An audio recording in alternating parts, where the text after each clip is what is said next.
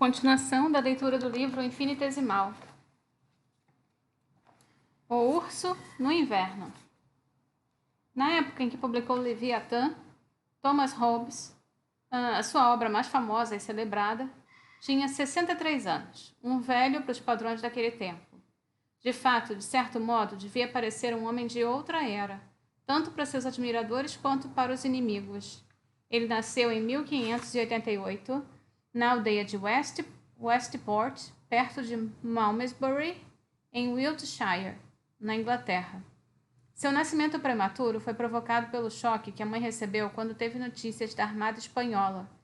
Como conta Hobbes em sua autobiografia, ela gerou gêmeos ao mesmo tempo, eu e o medo. Que Hobbes era um homem medroso, nós o sabemos por seu próprio testemunho, pois alegava ter medo do escuro, de ladrões, da morte e com alguma justificativa de ser perseguido pelos inimigos. Isso pode parecer surpresa, vindo de um homem com uma reputação selvagem de Hobbes, e, como certeza, não havia nada de tímido na maneira como ele apresentou sua nova filosofia radical, nem nos destemidos ataques às convenções e crenças prezadas por seus contemporâneos. Contudo, num sentido mais profundo, Hobbes deve ter entendido melhor a si mesmo, pois sua filosofia de fato fundamentava-se no medo. Medo da desordem, do caos, da guerra e de todos contra todos, de uma anarquia monsteriana que devia ser evitada a todo custo. O pai de Hobbes, também chamado Thomas, era um vigário do campo aparentemente mais conhecido pelo hábito de beber e a habilidade com as cartas do que pelo estudo. Ele fazia parte do clero nos tempos da Rainha Elizabeth. Um pouco de estudo significava muito para ele e outros homens simples naqueles dias, escreveu o amigo biógrafo de Hobbes, John Aubrey, referindo-se à época em que muitos clérigos da zona rural eram semiletrados, citando: em contraste, o Hobbes mais novo alegava ter se embebedado apenas 100 vezes na vida inteira, ou pouco mais de uma vez por ano. Quando chegava a beber, tinha a sorte de passar mal, o que fazia com facilidade em virtude disso. Nem seu discernimento ficava perturbado, além do tempo em que punha as tripas para fora. Nem seu estômago pesava. Aubrey, que relatou esse fato e calculou as frequências da bebedeira de Hobbes, considerava um tolerável registro de sobriedade. O que devia de ser verdade para uma época em que se bebia de forma estupenda. Quando Hobbes, pai, foi forçado a deixar Malmesbury após a altercação com um pastor, seu irmão mais rico, Francis, encarregou-se da educação de Thomas. Durante os anos seguintes, Hobbes teve tutores de latim, grego e retórica. E aos 14 anos, matriculou-se na Magdalen College, em Oxford. Saiu 6 anos depois, com um bacharelado na mão e uma permanente repulsa pela filosofia escolástica, que formava o núcleo do currículo da universidade na época. Queria estudar a nova astronomia e geografia, escreveu anos mais tarde, e não o corpus aristotélico. Queria provar as coisas conforme meu próprio gosto, dizia ele, e não segundo as estreitas categorias de Aristóteles. Seu desprezo por Aristóteles e sua determinação de seguir seu próprio caminho perdurariam por toda a vida.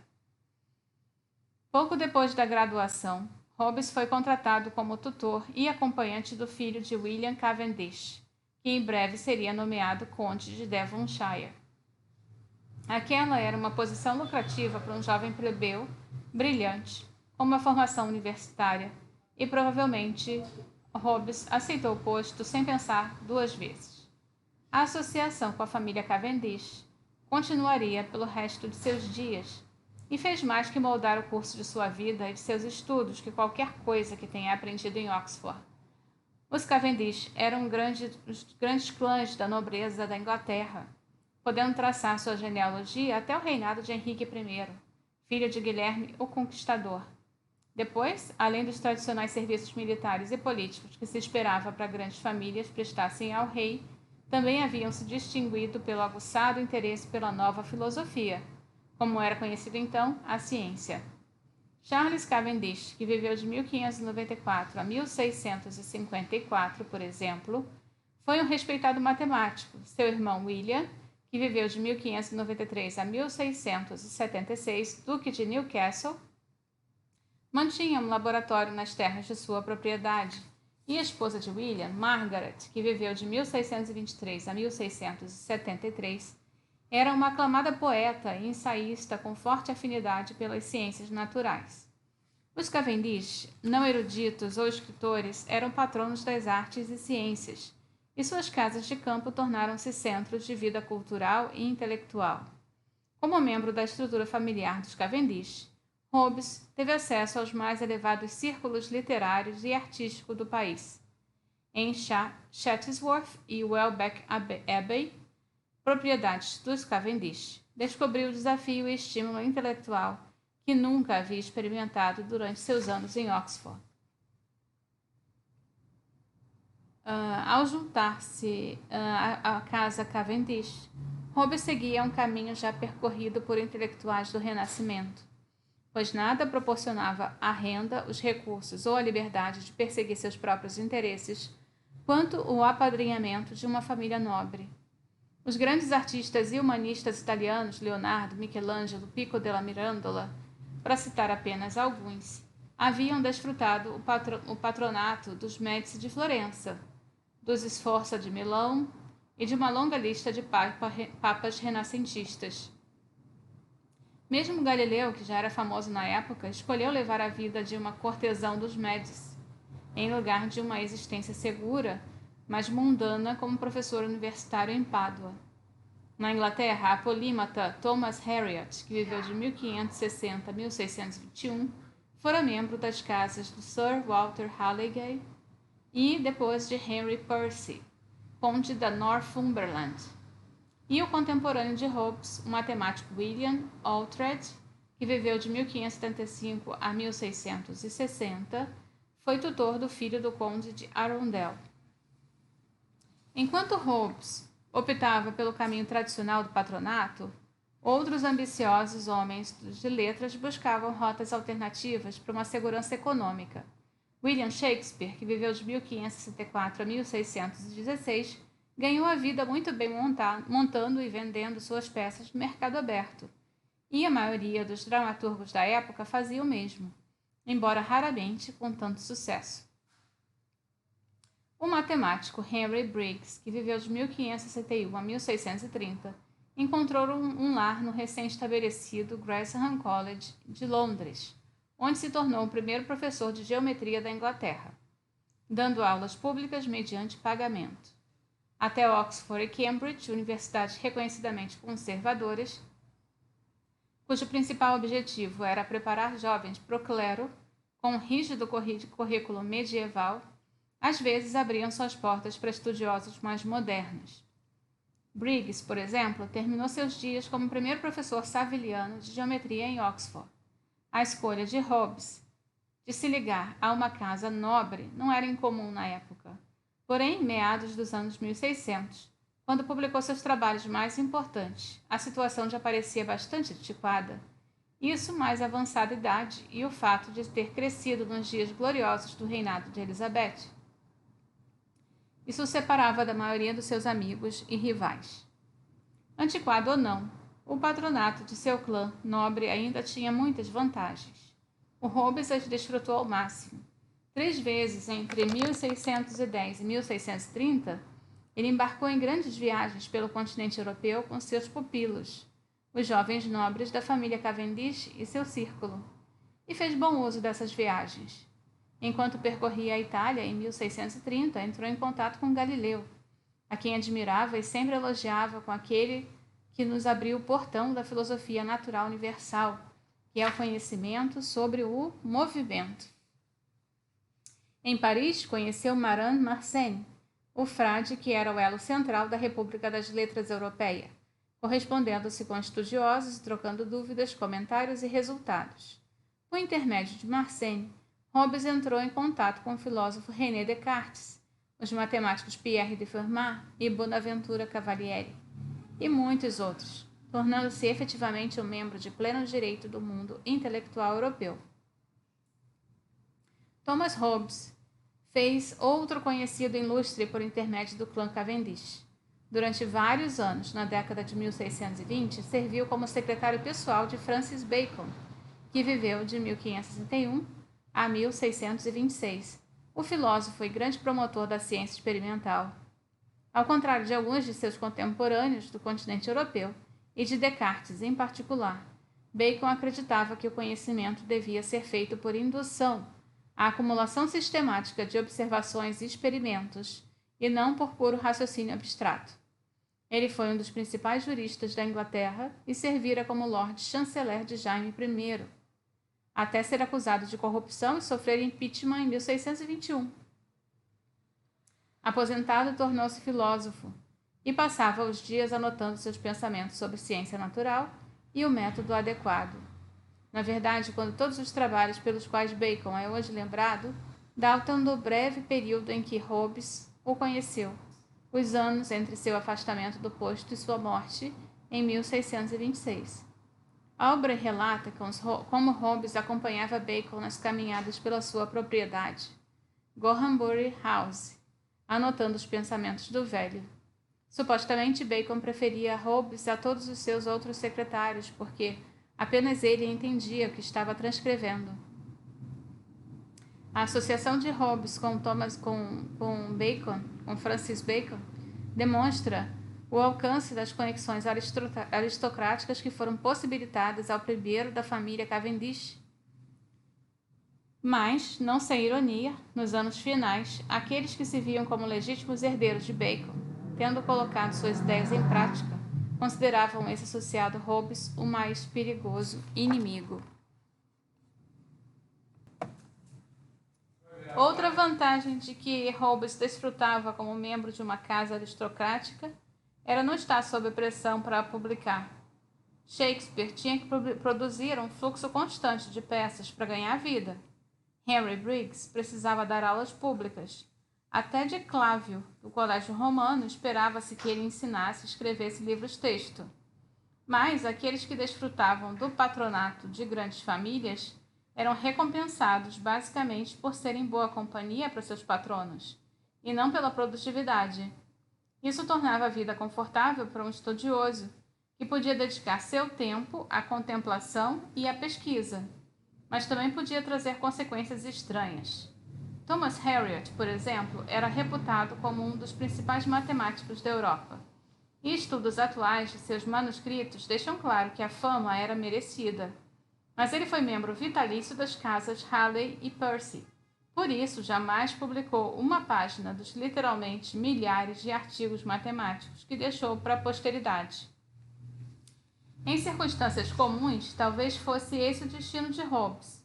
Ao longo de décadas, como agregado dos Cavendish, apesar do brilhantismo amplamente reconhecido de suas conexões com os mais importantes intelectuais da Inglaterra e do continente europeu, ele nada publicou, afora uma tradução da Guerra do Peloponeso, do historiador grego antigo Tucídides.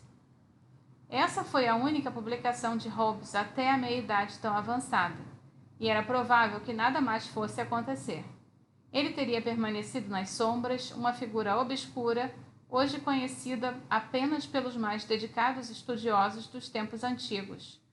Contudo, entre 1640 aos 52 anos, o confortável mundo de Hobbes se desfez, e ele subitamente começou a escrever e publicar em ritmo frenético, e não parou até o dia de sua morte. A crise de 1640 atingiu a casa Cavendish como um raio. Como a maioria dos grandes clãs da nobreza inglesa, os Cavendish eram dedicados partidários da realeza e continuaram inabalavelmente leais à casa Stuart durante o seu interregno. A revolta parlamentar, para eles, era uma simples rebelião de plebeus, que devia ser esmagada pela força, e foram rápidos em pegarem armas e defender seu rei. William Cavendish, futuro duque de Newcastle, e Charles Cavendish, filho do duque de Devonshire, tinham altas posições de comando no exército de Carlos I, nos primeiros anos da Guerra Civil, e se saíram tão mal quanto a sorte do rei. Charles foi morto em batalha em 1643, e William foi forçado a fugir para o continente após a derrota das forças leais à realeza em Marston Moor, em 1644. Ele acabou chegando a Paris, onde se reuniu com os membros da sua casa na corte do Carlos I no exílio. Entre eles estava Thomas Hobbes. Para Hobbes, a opção pela realeza da Guerra Civil foi uma escolha natural. Embora ele próprio fosse plebeu, era estimado membro de uma casa nobre e passou a compartilhar a visão social e política dos Cavendish. Em 1640, aos primeiros sinais de problemas, pegou suas coisas e mudou-se para Paris, onde se juntou a uma crescente comunidade de partidários do rei no exílio. Confortavelmente estabelecido, logo renovou contato com Mersenne e seus correspondentes franceses. Como principal intelectual na corte dos Stuart, acabou sendo-lhe oferecido o posto de tutor do príncipe de Gales, futuro Carlos II. Mas aqui, pela primeira vez, encontrou o tipo de oposição que o atormentaria pelo resto da vida. Vários cortesãos proeminentes rejeitaram a indicação, argumentando que ele era materialista e ateu, alguém que infectaria o futuro rei com seus pontos de vista heréticos. Por fim, decidiu-se que Hobbes poderia tornar-se tutor real, contando que prometesse não mencionar filosofia ou política, atendo-se apenas ao campo de sua especialidade, que, claro, era matemática. Se o leal e correto Hobbes inspirava temor e mesmo repulsa na corte dos Stuart, a razão era clara. Em 1645, quando surgiu a possibilidade de sua indicação como tutor real, ele não era mais conhecido apenas como o humilde intelectual doméstico do clã Cavendish, e sim como um filósofo não convencional e provocador, cujas opiniões tendiam a oferecer aos homens da Igreja de todos os matizes, bem como muitos realistas dedicados. Pois em 1642, pouco depois de chegar à França, Hobbes publicou sua primeira obra política, um torno erudito chamado Elementorum Philosophiae Sectio Tertia Deciva. Escrito inteiramente em latim, o livro destinava-se a filósofos profissionais e não aos cortesãos do rei. Mas muita coisa de seu conteúdo filtrou-se até chegar aos conselheiros de Carlos I, colocando Hobbes sob suspeita. A maioria dos homens na situação de Hobbes teria tentado tranquilizar seus críticos ou pelo menos abster-se das agressões adicionais. Afinal, os cortesãos eram seus superiores sociais, bem como seus aliados na luta para restaurar a monarquia. Mas, como seus críticos logo descobriram, Hobbes não era do tipo de amenizar suas opiniões nem de fugir da briga.